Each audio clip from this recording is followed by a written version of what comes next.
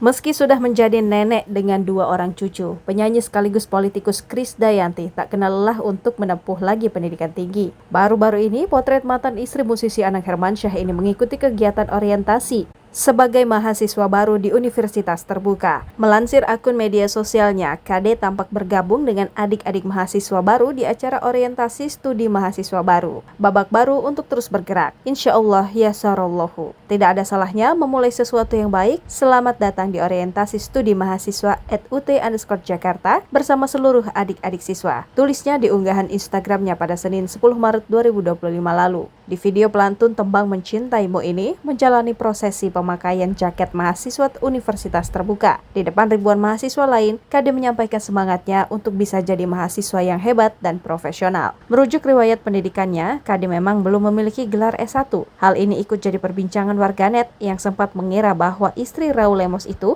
mengambil pendidikan S2. Semangat Krisdayanti untuk terus menimba ilmu diapresiasi warga dunia maya. Bahkan ada yang berandai-andai sebagai teman seangkatannya dan mengaku akan mengerjakan tugas bersama.